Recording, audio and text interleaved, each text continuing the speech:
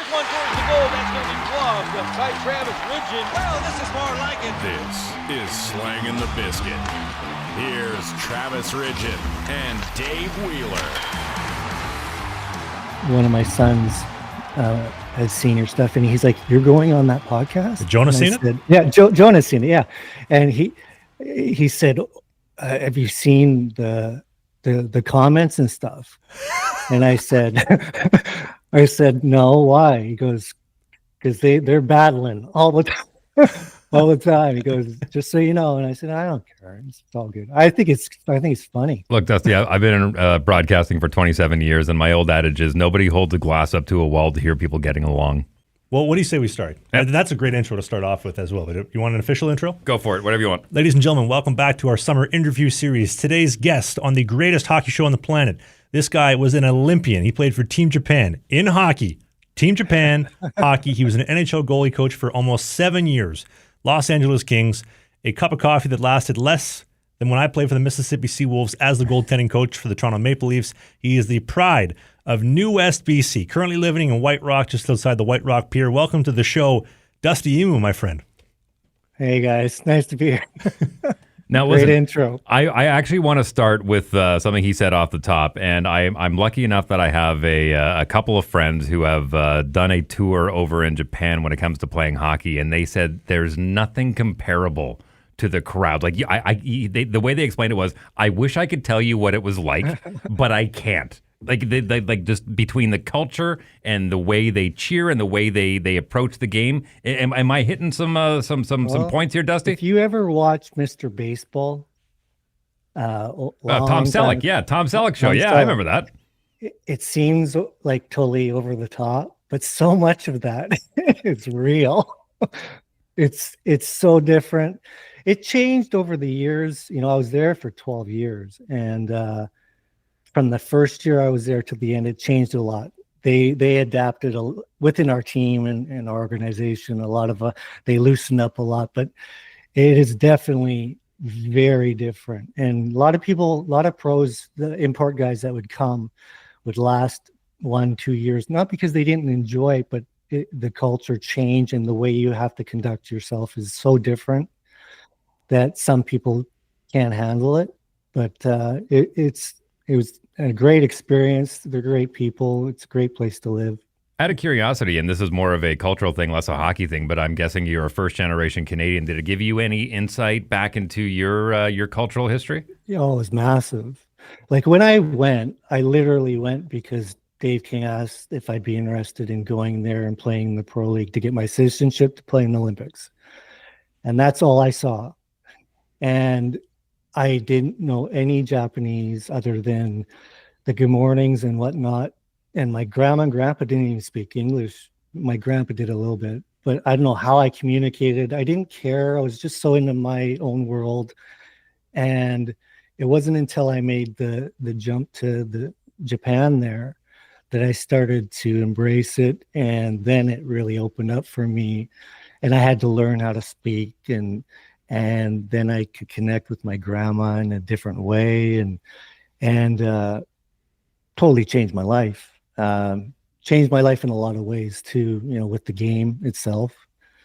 I went from... Out of curiosity, I mean, as far as the approach, the way you approach the game?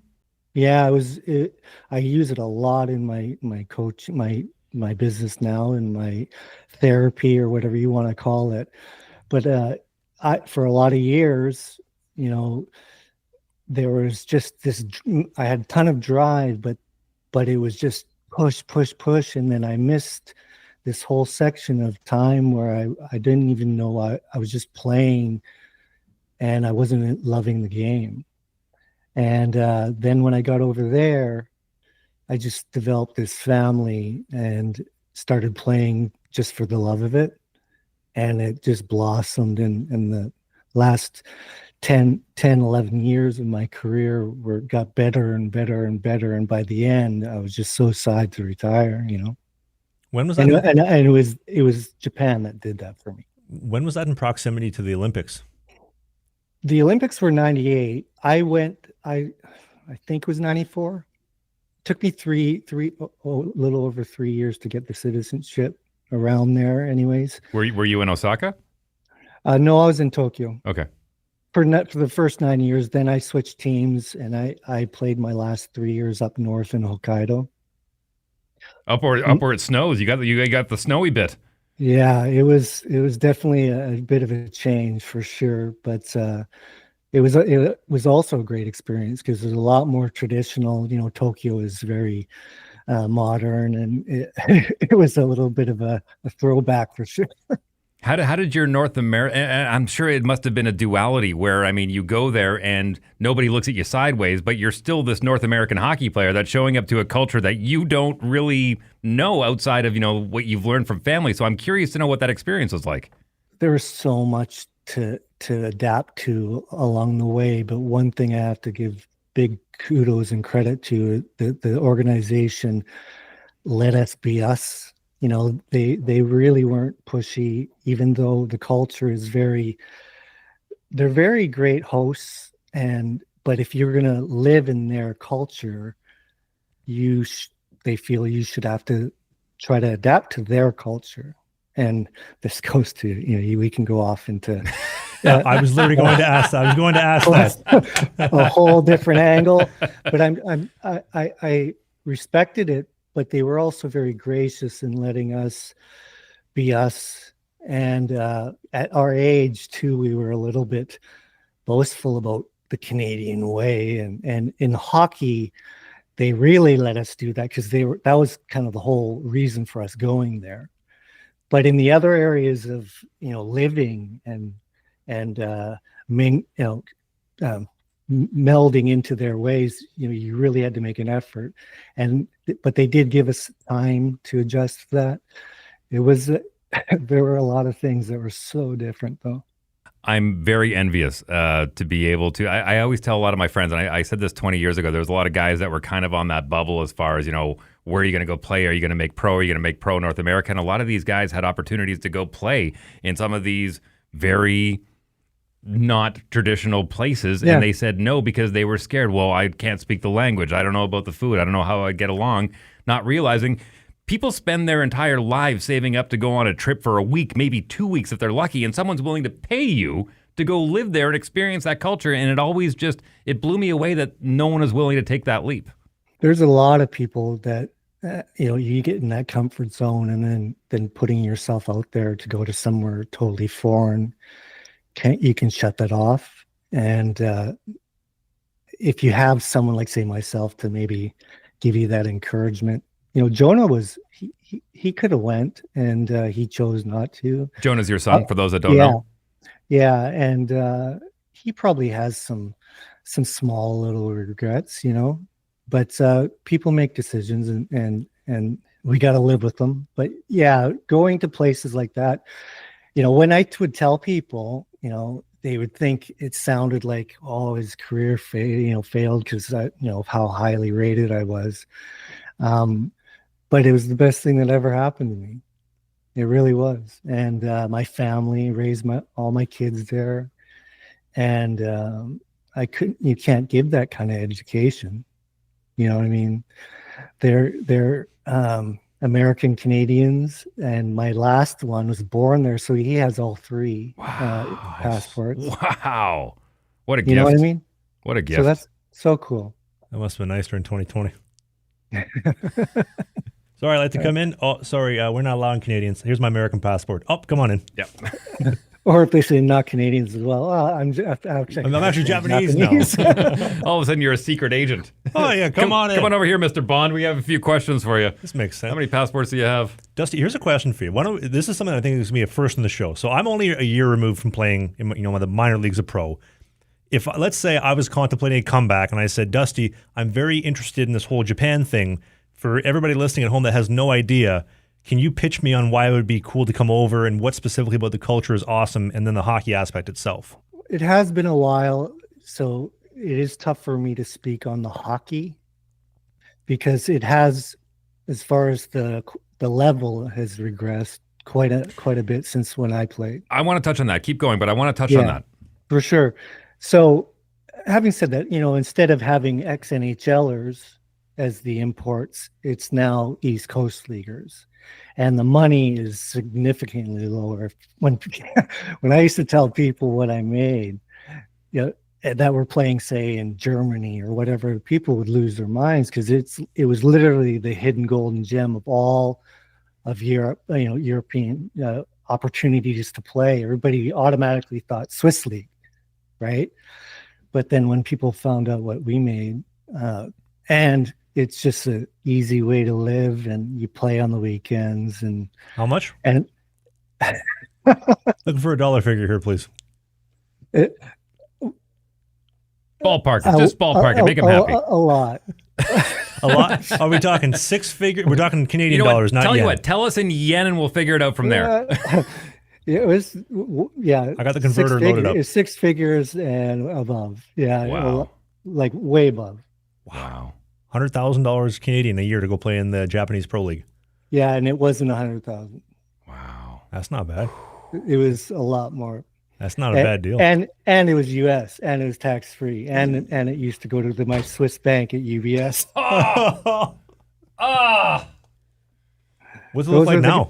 Those were the good old days. Yeah. Okay, so my next question is like, what happened? Because I think we all saw this kind of, like Japan is not necessarily a watch out for them, but they were slowly progressing. They were on this steady kind of progress. And then, it just seemed like they dropped off. Like they qualified for the Olympics one year because they were the host, and everyone thought, all right, they've got some skill.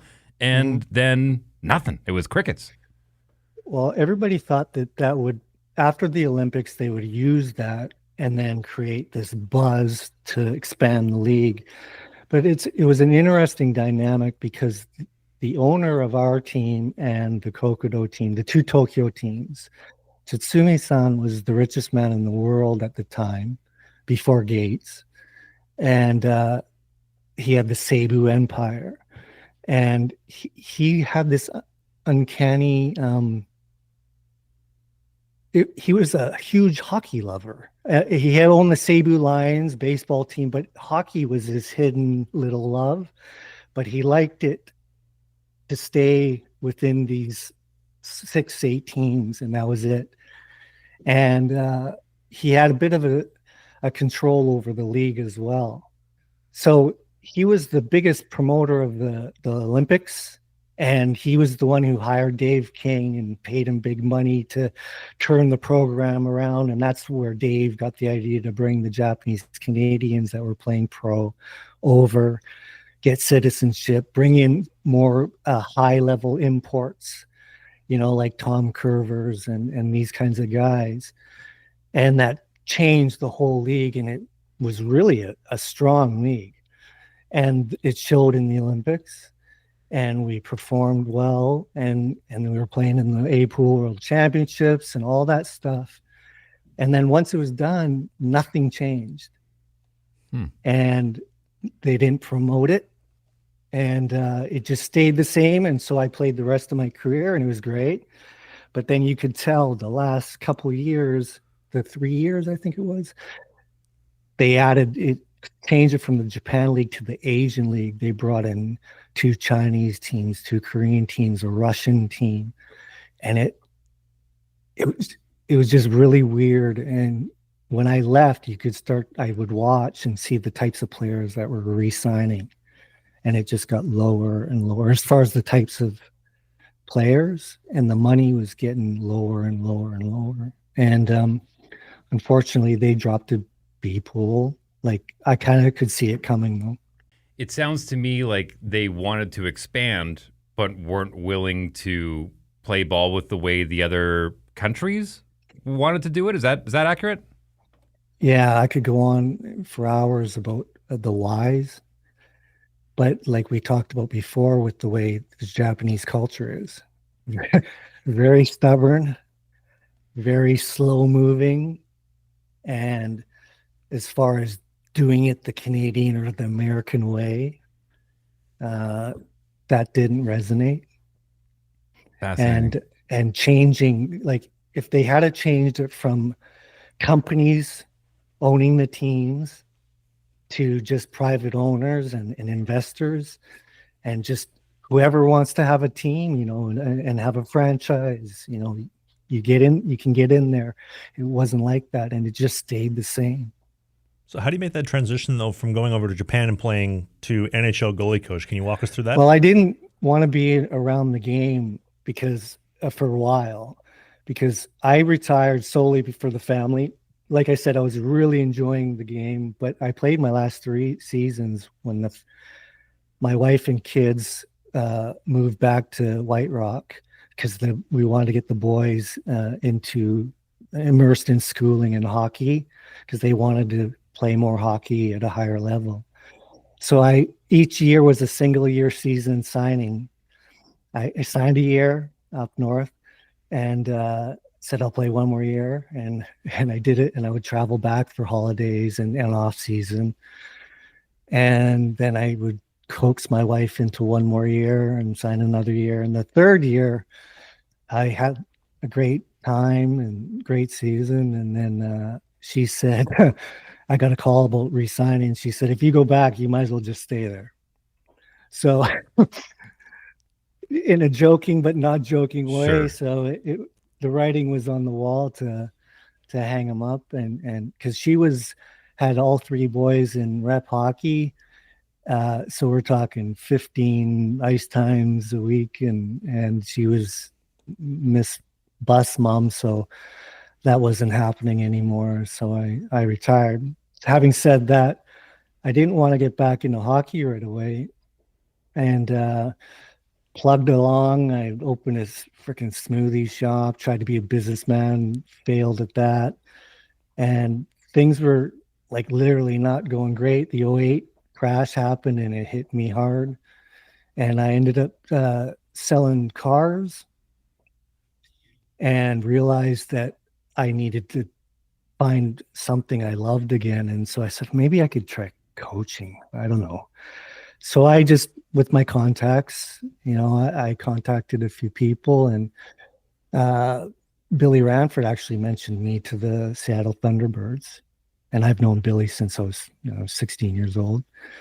And I talked to Russ Farwell, and he hired me, and I just went like 7 days of the month. I drove down, and first year I had Calvin Pickard, and I realized at that moment that, one, I was actually pretty good at it. I had this ability to connect with people, and just being in the locker room in the office and being on the ice, I realized, yeah, this is kind of what I'm meant to do. And then I did the 2nd year there. And then in the summertime, I did the Team Canada POE camp in Calgary. They asked me to coach in that, the goalie thing. And I saw a buddy of mine, Wade Flaherty. Good old Flats, still here in Winnipeg. Yeah, and Flats and I were talking, and he mentioned, we're just in the final stages of hiring a new position, not just a minor league goalie coach, but a development NHL goalie coach.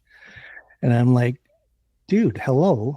I said, what about I do that? And he said, oh, really? You'd be interested? And I said, yeah. And he goes, well, I think they're almost done with the process. They were down to a couple people. He said, I'll see if I'll talk to Zinger and see if I can get you an interview.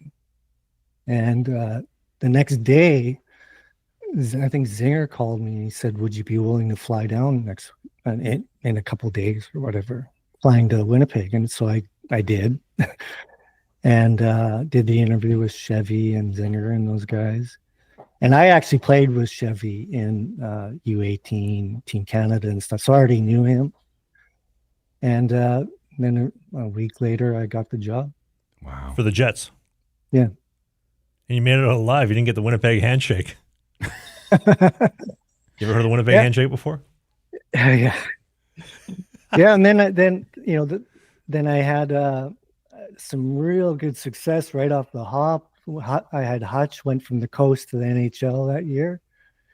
And then I had Helly and Boods, and Helly went up, and that's when I signed with LA. What a small world, man. I'm constantly amazed. Okay, so take me from Winnipeg to LA. How did that Can happen? we talk about Bucky first for a second? Oh, yeah, though? sure, of course, yeah. Before we go to LA, like you're seeing literally the youngest version of Connor Hellebuyck up until today. Like what was that like, and what did you see, and what were some stories of like working with him in that relationship? Oh, it was awesome. He's a great kid. Well, I just was gonna say he's a great kid. He's a dad now. He's a great guy. And when he first came, he is, how can I describe him? He is the most, and I've had a lot of guys, he is the most confident person in who he is and how he wants to be and how he wanted to play, even when he came to Winnipeg. But not saying he may be stubborn, but he's always open to listening.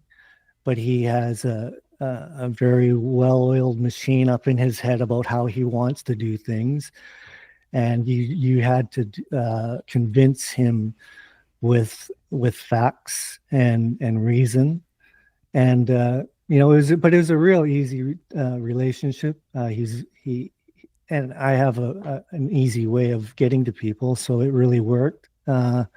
Lots of fun to work with. Totally interesting because he's so outside my wheelhouse as far as the type of goalie that I would gravitate towards, like just in stylistically. But it helped me be a better coach because I was just admiring someone that could stop the puck in a totally different way and then just add my 10 cents to what he was doing. And, there were just a few little things that I maybe helped him out with along the way to make that transition into pro. But there was no doubt he was going to be a great goalie. It just would I have said he's going to be the best goalie in the world?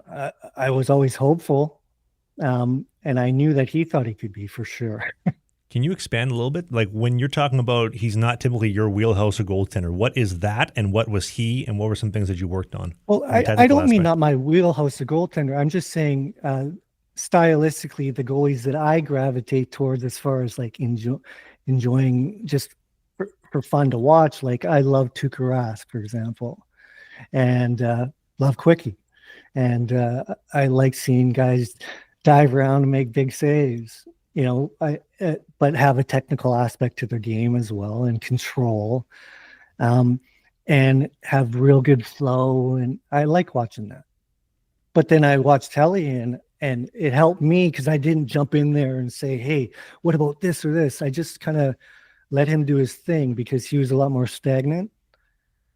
He liked to be set a lot. He didn't like to have a ton of movement. And that's easier with a big body, though, is it not? For sure. But I was just in awe that he could still get the places. And I would assume because he plays a little bit deeper, obviously. Yeah, but he adjusted that as well. He played around with things. There were certain things regarding screens and stuff that he had this deep playing mindset. But he would that first year would get beat on stuff from the top with screens because he was playing so deep. And so he's a great student of the game, and he's figured it out, obviously.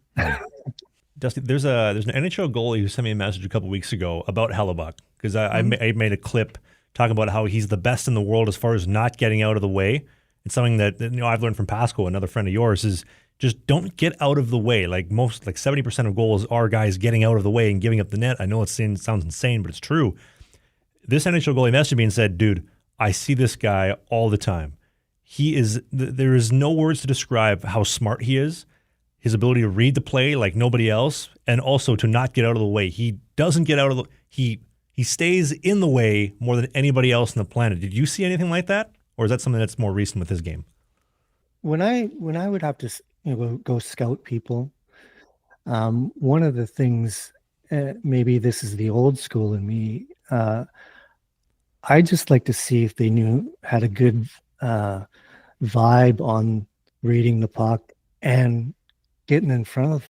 Are we allowed to swear on this? Oh yeah, we can censor it. Don't worry. Okay, getting in front of the thing, right? And I can look at the technical aspect of their skating and how good they are at those kinds of things. But at the end of the day, there's something to admire about someone. And you can see if you try not to look too hard at every little thing they do and just see, are they good at getting in front of the puck? Like people have an instinct for that. And some don't. Some you're like, whoa, you got to go check out this guy. And you watch him in the clips and, in practice and stuff and goalie skates. And this guy's legit. And then they drop the puck and this thing got by him somehow. He moved beautifully, perfectly, and it still went in. And you're like, some people don't have that ability. They can work on their game and look really good doing it, but have troubles getting in front of pucks on a consistent basis. And Helly was that's one thing I noticed right away. He could get in the middle of it on lots of things because he knew where the puck was going. And instead of like just getting a piece of it, he would get it right in the chest and people would be, why are you shooting it at him there? But that's him just knowing where the puck's going. And some people just have that ability. It's funny you mentioned him kind of being like not as exciting, and I see a lot of comments about that online too. But as a fan of goaltending, and I'm sure you can attest to this, it's just so fun to watch. Like, where are the little details? Because it doesn't look overwhelmingly impressive, but then you look at the stats and like, there's something here because nobody else is doing this. Well, that's one thing. Everybody's has been waiting, and media and critics always are looking for that crack, the crack in the armor, and it always comes out with Helly about playoffs, right? And I don't quite see it like that. He's gonna have his day. I know him, and God willing, it'll be now. I always wish the best for him, but like his trajectory and his game right now has just gotten better and better, and he's had his challenges, but I think he's playing unbelievably right now, and I think these first couple games, hopefully he can just continue to build on this, and then they can ride him. What do you think of his comments last year in the playoffs when he had the series against Colorado and he came out and said, I've been playing the best hockey of my life the past week? I think he was having some self-talk to himself. He's no dummy. He needs to stay up here in his head. And I think that helped him in his own way.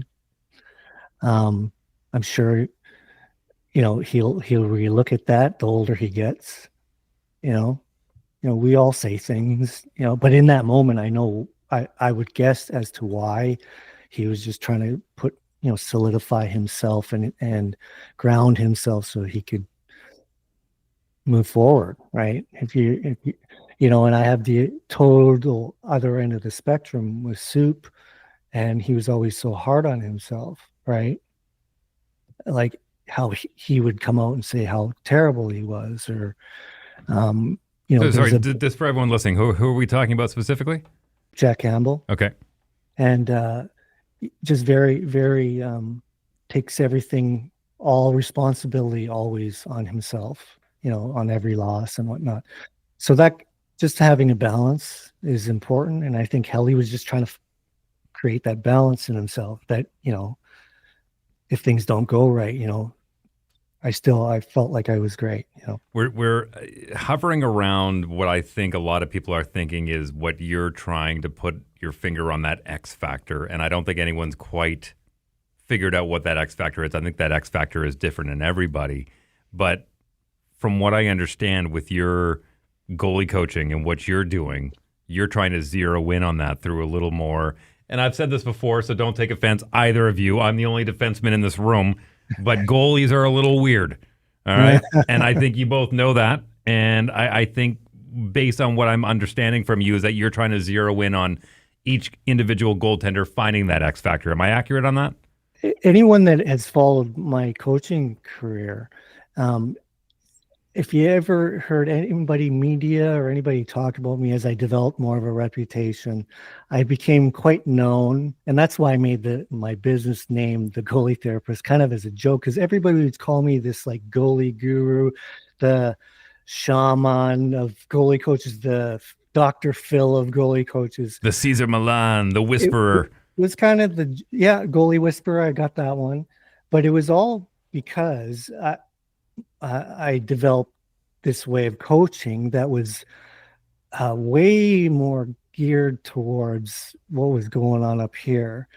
And I always, even when I coached Calvin my first year, I was kind of more focused on that because I was just putting myself where I was in my life at certain stages and how I would think, and all the getting pulled or getting sat for 5 games straight or all these different little things. I'd already experienced every one of them. And I knew what they would probably be thinking and feeling and how shitty you would feel and how it can affect the confidence. And I said, if I can help them with that, then I can help them get their game back on track. And I'm a good goalie coach on the ice. I know what I'm talking about, but I could honestly say 85% of all these big transformations I had with Budai and Campbell and all these guys, it's had nothing to do with the ice. It was all this other stuff. And if you can learn to manage that and become strong up here, we can, create a path to moving forward to your goals. And I'll teach that with anybody outside of hockey into anything. And that's kind of what I'm doing. If you're loving the episodes and the interviews so far, I am. One of the downsides of doing an independent show where no questions, no stones are unturned is sponsorships. And if you want to help us keep the lights on to keep more interviews like this coming, you can sign up to be a YouTube channels member or a Patreon member. It's $5. You get every single interview we have in this series, Patreon perks, exclusive merch, free merch, and more. And the whole list of interviews, you can wait throughout the entire summer or get them all now. And the list goes Chris Mason, Matt Murray, Jamie McLennan, Dale Weiss, Jamie Phillips, Jordan Schmaltz, Matt Hackett, best-selling author Rich Cooper, professional divorce lawyer for professional athletes Ido Walney, Brent Sopel, Bill Ranford, Navy SEAL TC Cummings, my friend Matt Murray, my former teammates Justin Schmidt, Trevor Babin, and more. $5, you get every single episode, perks, and more. What are you waiting for? And Trav's mom's phone number. So $5 well spent. You got to sign up for the top tier for that. If Dusty Imoo stays in North America for his entire career, is he the same coach than the Dusty Imoo that went and spent 12 years over in Japan? And the reason why I'm asking that is, do you feel that that experience you had was allowed you to be able to zero in on those moments with these guys? I wouldn't say it was the Japan part. I would say all of it, the going through everything I went through, and then getting the lucky opportunity to go there and then refining myself. The combination of it all is what led me to, and all the mistakes in between, and me going through all that. I went through a bit of a tough time during that whole 2008 thing and finding myself. And I don't think any of this happens if I don't go through all of them. Right from the very beginning, when I played my first year junior at 15, and then I went into my first draft year, I was the top goalie in the NHL draft. So I was the shit back then. And so I thought everything was going to be great. And then it was like this, and then it was like this, and all over the map. But I don't think I get to this point and being able to help people if I don't go through all that. Tell us about the transition off to LA. I was very fortunate, that Billy and I had that connection for a long time. And, it was very quick. There was, I don't even know who they were looking at, but it was very quick. They had full faith in Billy. And when Billy recommended me, Lombardi was like, if you like him, okay. And it was definitely a different interview. In Winnipeg, it was like everyone in the boardroom and pamphlets and it was definitely different. In LA, I literally walked into Lombardi's office. He said, "I'm busy. I already said hi to you. We'll talk later. Just go over to talk to Blakey." And I sat with him, and Blakey was like, "If you're cool, Billy, and you think this is right, then let's do it." Sounds And right up your alley. Very West Coast kind of hiring. it worked out great, and they were unreal with me, because by that time it was kind of known how I was. And I'm But what does that mean? What does that mean? well, I don't. Some people, like maybe some people in Winnipeg, would call me aloof. I'm not a big tie guy. I like the word chill. Can we agree Yeah. on chill? Okay. And I will say, to the day I left the NHL, I never really fit in with it all. I do whatever you got to do, but I didn't. The whole business wheel, I had a tough time with. I loved what I did. I loved working with the guys. I loved helping the guys. I loved being in the rink, but all the other stuff I didn't like at all. And that's okay. I think shit happens for a reason, and I'm where I'm meant to be, actually. And people always ask me that, would I ever go back? And I'm like, no. When you're talking about the business side, things that you don't like, what specifically are you talking about, if I may ask? Yeah, no, that's fine.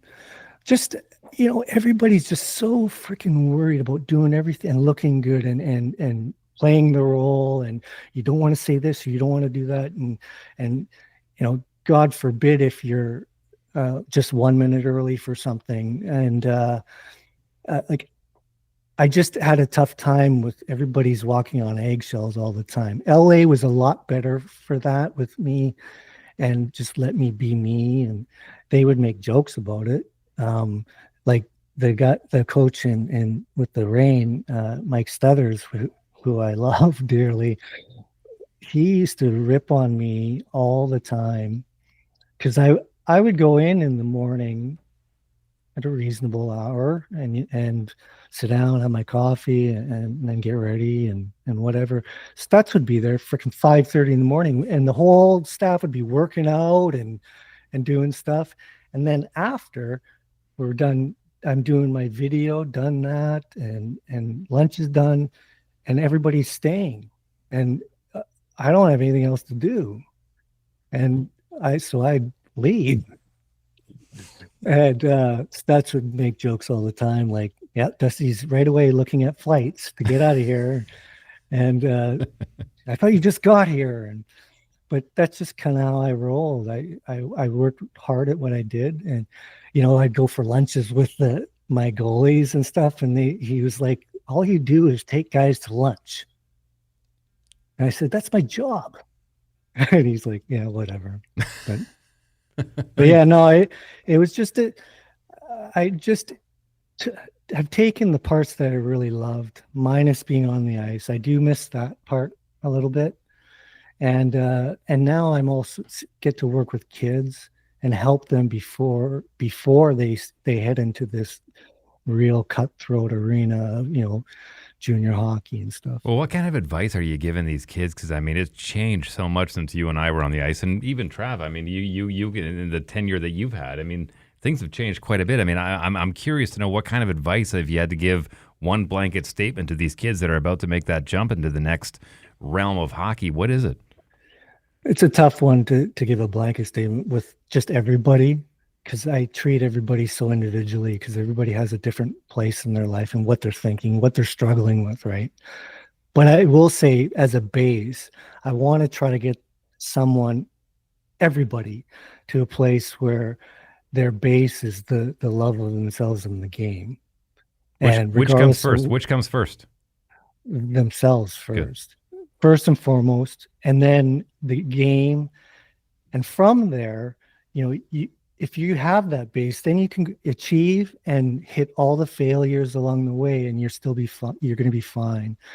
But if you're led by money, by status of what other people think, and this is a terrible thing now with social media and what everybody's saying about you,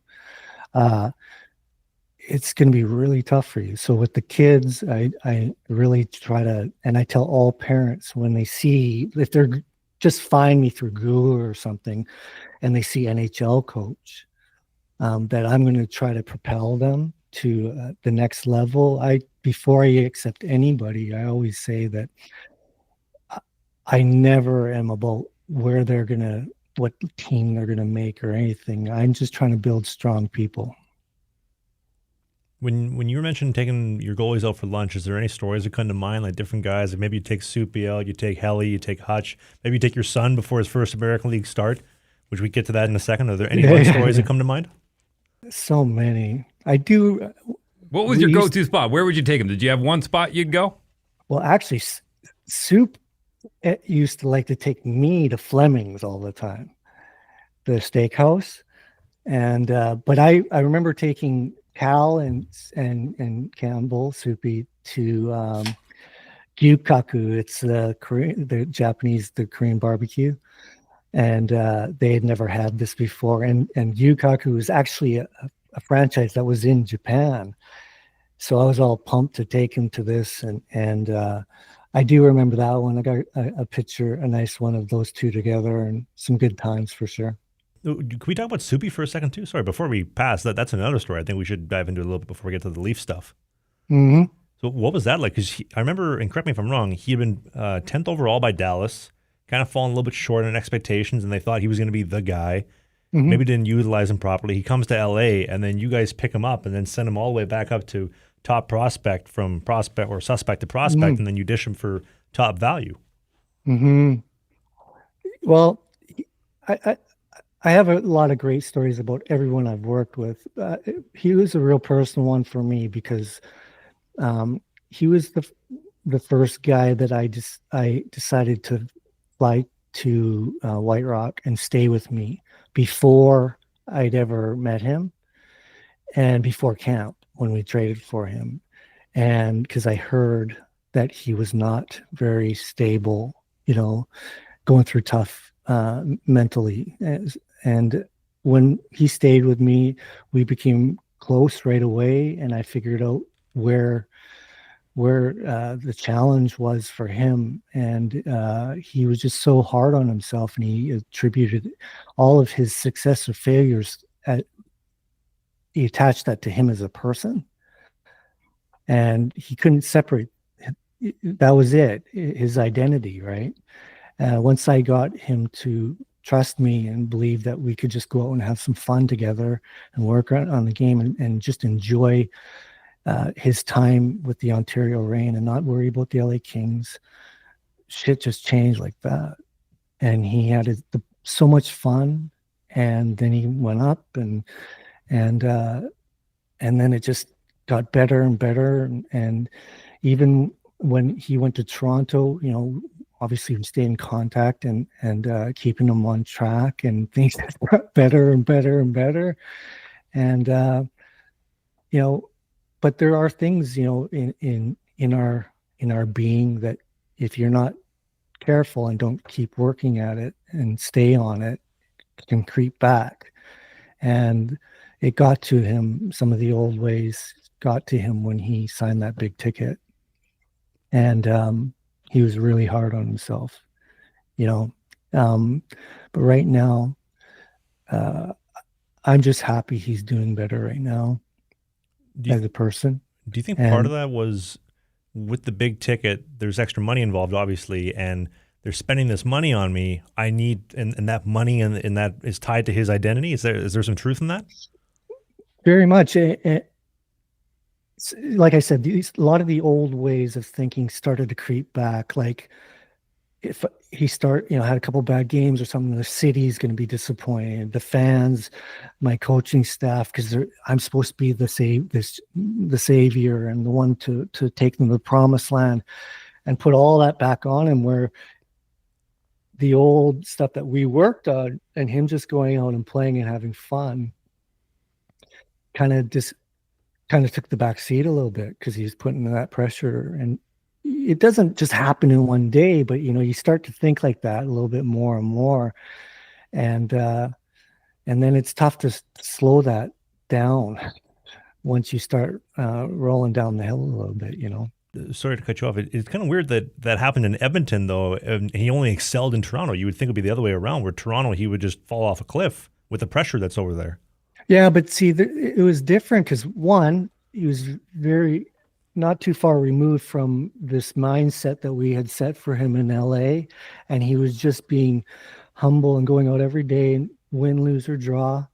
And then from that, he got the ball in a nice, slow, organic way by chance. You know, it didn't just say, you're the guy. It just kind of happened, and he got better and stronger and was having a great time, and he was still getting paid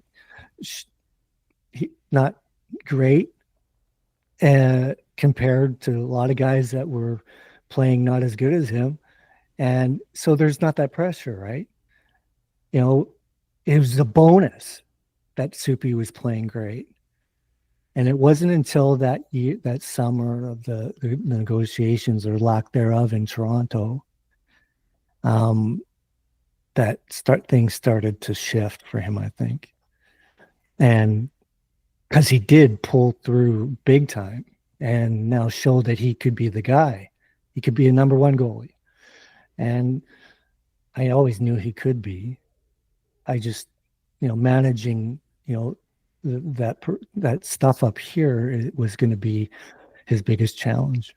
You've talked about coaching some pretty big names, and I'm curious to know, from a father to a father, when it came to your son, here's a guy who is half of you, but you've got all this experience of how the way it should be, and all these goaltenders that you've had success with doing the whole whispering thing. What kind of challenge was it doing that?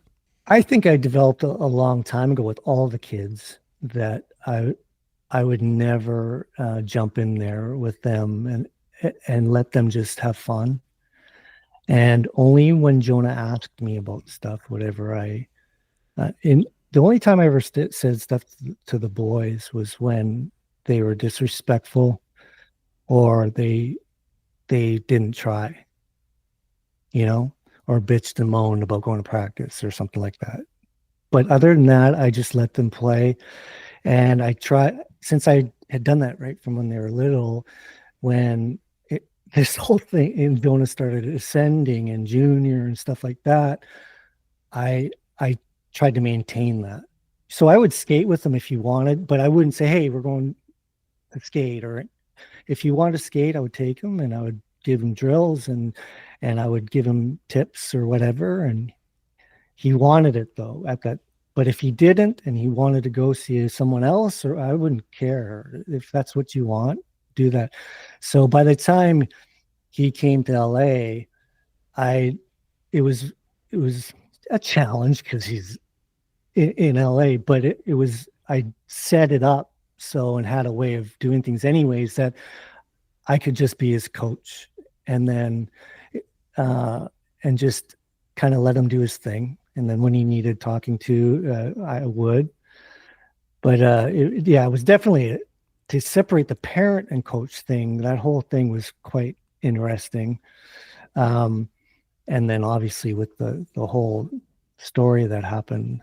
Well, and let's touch on that story because there's two names that come to mind. Most recently, the James family with LeBron and his son playing with the LA Lakers, and Ken Griffey Jr. and Sr. playing together. And Dusty, you're in that category, man. That's some pretty elite company to be part of, man. To be able to play and share the ice with your son, I commend you, man. That's pretty cool.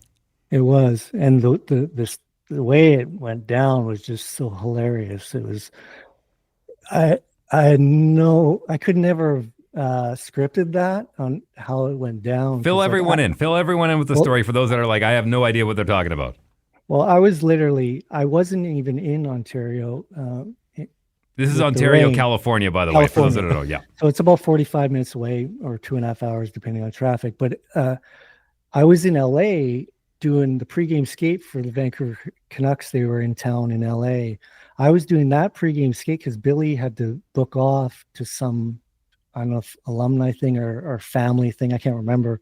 So I was doing the pregame skate there, and Jonah had already been called up to back up. He had been backing up Soupy, and we had injury situation. Quickie was out, and I can't remember. I think it was Budai and Zats were up. I think Budai and Zats were up, and I was doing that pregame skate, and Zatkov went down screaming with a groin or something, and I looked, and my mind right away was reeling. I was like, "Wow, man!" Because we had so many injuries, and I literally, it was a few minutes of everybody freaking out, and someone said, "Blakey wants you upstairs," and I went up, and they had talked and said, "We're not going to be able to get a backup to Ontario in time. You're going to have to go back up your son." And this way you're like, "Where's the cameras?" And I said, "I'll do it. I got no," because they had bought me gear, and I've been practicing, so for that very reason, just in case, and to help with the guys not being tired and stuff. So that wasn't the issue. I said, "But you sure? Like, this, my son and this whole thing, I don't want the attention to be around this." And he goes, "Well, if you're good with it, we're good with it, because we don't have another option right now." And I said, "All right." And he goes, "You got to get in the car right now and go." So I'm packing my So was it 45 minutes or 2.5 hours? How long did it take you to get there? tell you the truth, so my mind was going through so much. I don't remember. And I did 3 interviews in the car along the way, because it went out fast. Sure. And I did. By the way, another name just popped into my head while you're thinking about that. Gordie Howe. You're in that category too. Yeah. But yeah, I did a bunch of interviews in the car along the way, and then I talked to my son and my wife, and I asked Jonas, "Are you cool?" He goes, "Yeah." He goes, "This." He thought it was awesome. He was actually a lot more chill than I was. I was just, because I didn't want to, because I walked into the dressing room, and our stalls were right next to each other, and both emos were all already, the nameplates are on there, and our gear and our jerseys, and they had my number, and which was super cool. And I just didn't want that to be the whole attention. I wanted him to have a good first American League hockey game and enjoy it, and not be about that dad's backing him up. So I tried to, I did enjoy a few moments for sure, but I tried to get out of his hair, and I tried not to be a focus point, and yeah, I just enjoyed the whole thing. It was so weird, though. I'm not gonna lie. Like, I'm on the bench, and I'm watching him, and I'm like dad mode, coach mode, and he'd come to the bench, and I was like, "This is so cool." Like, it was the coolest thing ever, man. Are you watching him make saves? You're like, "Yes, come on, son, come on." Yeah. It was fun, man. It was fun. When he comes to the bench during the media timeout, though, is he calling you Dad or Dusty? Like, "Hey, Dusty, do you have a towel?" No, it's Dad. It's always Dad. If any of my kids call me Dusty, I get pissed. That's awesome, dude. I can only imagine, like, if I was I know, like, my dad never skated really, but if I could share that with him, how cool that would be. And I'm sure with you and your boys, either one of them, how cool that would be to, Dad pass with the shampoo in the post-game shower. Well, speaking of getting rinsed, why don't we talk about the theme, the headliner for this show? I'm curious. Was that a good transition? You like that one, Dusty? So why don't we talk about this? So you're in LA. You're the development goalie coach for the Kings, and then this opportunity in Toronto presents itself. We had Billy Ranford on the show a while ago, and he mentioned that he recommended you and really pushed for you hard. But can you tell the story start to finish of how you're in LA and now you're the development goalie coach for the Toronto Maple Leafs? Actually, you're missing a section in between that. 2019 season ends, and then I get a call from Weeksy, Kevin Weeks, and he goes, "Hey man, would you ever be interested in going to the KHL?" And I was up for to renegotiate my contract in LA, and he knew that. And I said, "Well, not really. But I said, what are we talking dollars wise? And he told me, and I'm like, okay, I am interested. Can I ask And how much? what's that? Can I ask how much? I don't want to talk money. Okay. It was way like 3 times more than yeah. Okay. So I was like, okay, where's it at? And he said it's the Kunlun Red Star. They're out of Beijing, but they're in the K, and they're building for the Olympic program. So there was a 2-part attachment, and an interesting thing, since I had all this Olympic experience and whatnot, they wanted me to help the Chinese program, and I'd be in the K and make great money. And I spoke with them. I turned down the LA deal, and I talked to Billy, about it. And he's like, when he found out how much, he's like, you got to go.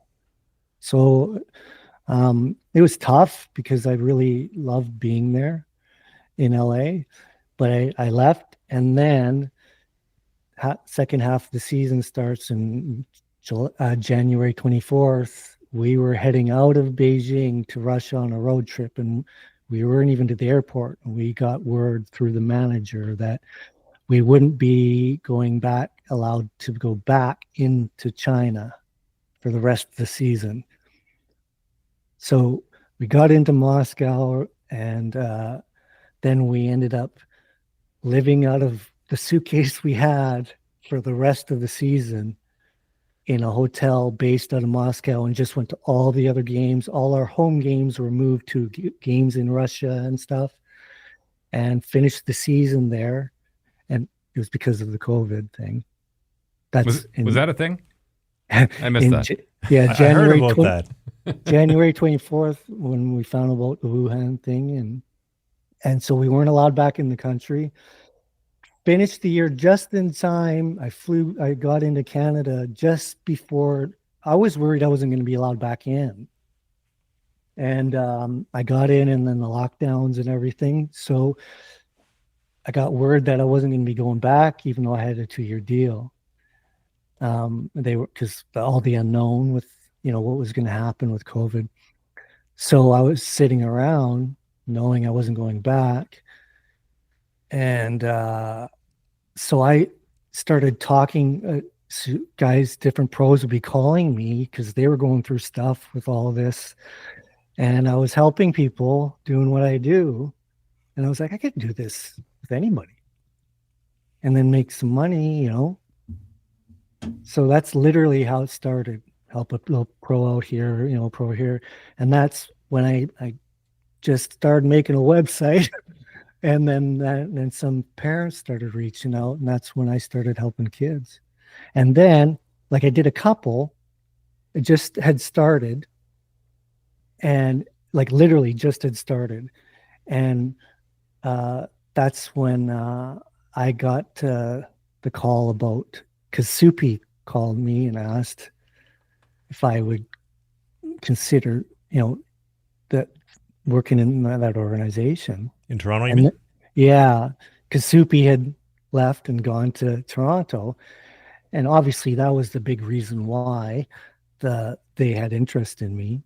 And I think by July or something, I signed the contract, and then the rest. Can you walk us through the process though of getting the deal? So Bill Ranford, for context, he was telling me that he was vouching for you. It was a little bit of a lengthier process just because it was the Leafs. But so how do you go from, okay, Soupy has made a call to say, please bring Dusty into the organization. He helped me. He's a great asset, to here's the pen and paper. Like, what does that process look like?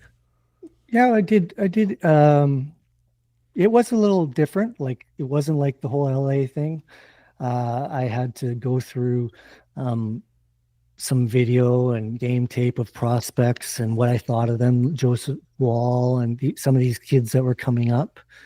And they wanted to see what, in real time kind of how I analyzed things and how I spoke about people and what I would do to help improve them and all of this kind of stuff.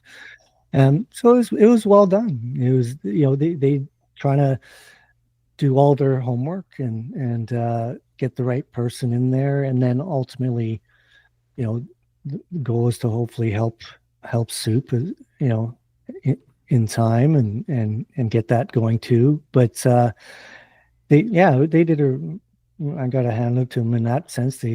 They're very professional about it. So it did take a little bit of time. Plus, I wasn't sure, about it all, to tell you the truth. Going over, leaving family and going to Toronto. I didn't know if that was what I wanted to do, but I finally made the decision that I would do it, and so I signed the deal, and then all that other stuff happened right after. And how long of a turnaround time was it before the media got did what they do with the spin doctors that work at the Toronto Star and the Toronto Sun? Well, I signed the contract in the evening, and then the next morning I got a bunch of calls and texts congratulating me, and my son, my oldest boy, texted me, say, "Hey, Dad, congrats, man! It was on Twitter. The team announced the hiring." And I said, "Oh, cool." So I got a bunch more texts, and then couldn't have been more than 45 minutes later, my same son texted me, and he said, "Hey, Dad, you better get on your Twitter. You're getting roasted." And I'm like, "What are you talking about?" He said, "Just go on like now." And I literally went on and I'm reading the stuff. And then I got a call from the AGM and how we're going to handle this and whatnot. And it seemed like all was cool. They were not to worry. Just shut down your accounts for, put them on pause for now, and we'll deal with it. And then for maybe the next day, I thought we were having a meeting, and then I think 48 hours later, my agent texted me. He said, "I don't think you're having a meeting." I'm like, "What are you talking about?" And he's like, "Because the dude said he posted this big thing, like not just a little tweet, but a poster size thing saying how we didn't do our due diligence and we will not be adding Dusty to our organization." I believe me, there's nobody that knows better what that feels like when your character is attacked, when people don't know the full context, people don't know who you are, people don't know, they just see one aspect and attack it. And I have a lot of empathy for you, man. And I'm really, and in a strange way, I'm really proud of you for being able to persevere and be able to take it, insulate it, not have it affect you overall as a human being. Because in the short chat that we've had, I can tell that you're a good human being. And I think that's really what it comes down to. Yeah, very, really very intelligent. I mean, I could sit here and sing your praises for hours, but I give you a lot of credit for persevering through that and using it as a learning moment. Well, that's why I told you guys before the interview that I wasn't shy to talk about it. Not because I wanted to go out and bash the team or anything like that, but to use it as a learning tool, a helpful tool to show that if stuff happens, whatever it is that's bad, you can bounce and you can move on from it. In this day and age, it's almost a rite of passage, is it not? Very, very much so. That's why I had no problem. I don't mind talking about it at all because I think it can be very helpful. Because, I could have been really pissed and still to this day could be, about how I got effed, or whatever, or about what people said about me and how long or what it would do to my image or my reputation. And, for quite a few years, 5 pages deep on Google, man, I was like the golden boy. Every article was like, "Oh, I did this and this and this. I'm such a, care about people and all this." And then it just disappeared to 5 pages about I was a extremist and a white supremacist and homophobe, transphobe, and all this stuff, and ESPN, you name it, all the clickbait headlines, that's all you could find. And I could have taken that really hard and thought everything was done, but I was like, you know what? They don't know me. This happens. There was a definite, you had to take a good hard look and shake the gloves and get, loosen up and get going.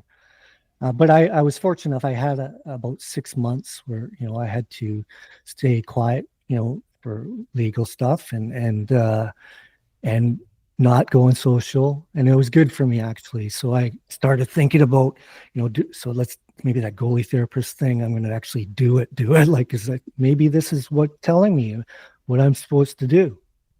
And I got more and more motivated and more positive about it, that maybe shit happens for a reason, as opposed to becoming the victim. And by the time I was ready to roll and I'm not a big social media guy, but I got to use it. So when I did, I wasn't plastering stuff about how I got. It was more about what I was going to do with my life. And good for you, man, because sometimes it's hard to see the forest through the trees. And I know that's a cliche, but when you're in it, it's a lot easier to say it once you come out of it. But I give you a lot of credit for recognizing that early. Yeah, and you know what? Everybody's worried that I wasn't going to be able to get people to come work with, let their kids work with me or this or that. But I thought, you know what? If people really get to see me, and the more they see me, this stuff will disappear in time. And even however long it takes, however long it takes, but I'm not going to let this hold me back. And I was fortunate that it has been like that. And a lot of people know, even they might not even be like, don't even really know, because I don't talk about it, about where I stand on shit. Mm-hmm. But you could maybe guess about stuff. But they don't care, because they know that I have my best interest, have their kids' best interest at heart, or whoever I'm working with, that I just want to help them. I don't give a shit who you voted for. I just want to help, Well, if there's anything I've learned, that media stands on the shoulders of giants in order to make their dollars. Yeah, there's a couple that I remember. I'm human, and I have the old player in me has a heat button for sure. And there is a couple. There's that one Toronto dude, that guy. You know what's interesting, and this is my opinion. I'll extrapolate this out to Steve Dangler or any of these other people. These people that are going to come here and criticize you are the furthest thing from being respectable. They are completely unrespect worthy. They haven't accomplished anything in their lives, and then they're coming at some guy who has been an Olympian. Have you been an Olympian? No. I've played in the Western League. Have you? No. I've been an NHL goalie coach for 3 different organizations. Have you? No. I've accomplished all these things. You're some nerd and a keyboard. And for a little bit of context, too, for anybody watching, so Dusty made a tweet, Dusty did not make a tweet. It was that some nerd went right through the archives of like 8 years ago and found some tweet that maybe Dusty accidentally hit the heart button or whatever on, said, he's a terrible person. Put it on the front page. Just like straight out of Spider-Man. These geeks in Toronto. You know what? If I could tell just a really short story with you, Dusty, I always knew that these guys were dirtbags. I know Steve Simmons releasing all like Austin Matthews medical reports and then this situation stuff. But so Matt Murray is a personal friend of mine. And him and I did a podcast last summer. He texted me in the spring, dude, I love the show. I like us to do a show together. I think we could share a great conversation. I said, dude, listen, you're my boy, and I'm honored that you want to do that. I'll absolutely do that, and I'll handle it with the most respect. And we had a great conversation, last an hour and a half, hour 45, and he says, I just make sure you send me a copy after. I just want to make sure everything's all good because the media is nuts. And I thought, okay, cool, not a problem. Send him a copy, all good to go, post it up. And so for our show, I have Google Alerts turned on. And so anytime like a media article like posts the show or uses a clip, I get an email about it. And I post the show.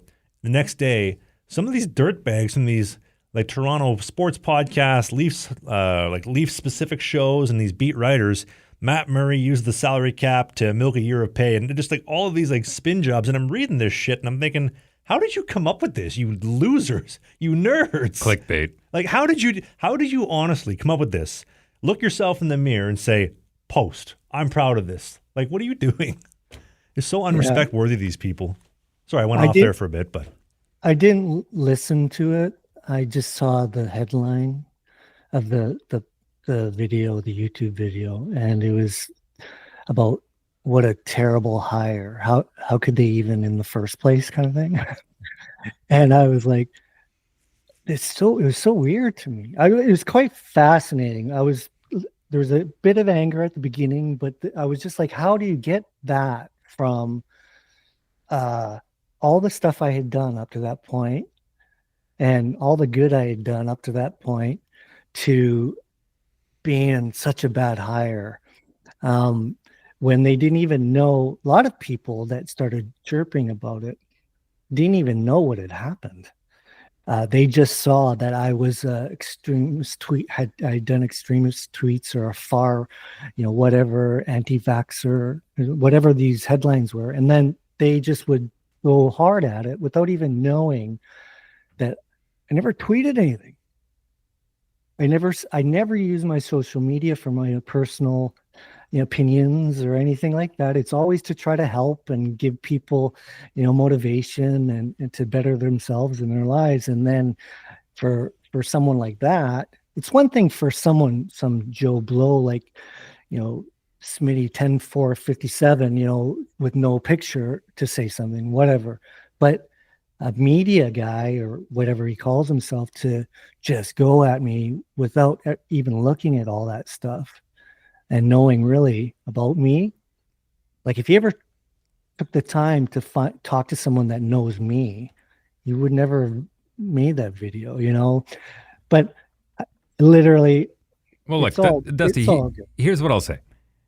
I think if Toronto would have stayed the course, they would be a lot closer to having a new banner up in their rink right now. Okay. Now, in saying that, I'm curious to know, were you more, and you don't have to answer this if you don't want to, were you more disappointed in the media coverage or the fact that the Maple Leafs bought into that media coverage and didn't stick with you? I get it. It's a way bigger machine than even what's their company called? Maple Leafs MLSE. Yeah. It's even bigger than that. It's the same company that canceled me, by the way, so I get it. But it's even bigger than them, and it's like everybody's afraid of someone up above, of what's going to happen to them, and that trickle down effect goes all the way down. And so, at first I was disappointed, obviously, on how quickly it felt like the support and everything. You do feel like the wheels fall off and no one's got your back, oh my God, right? But as I do understand that the heat and that pressure and people make decisions like that, right? And maybe even some of them have thoughts, man, if we had just read this out or whatever, it would have been fine.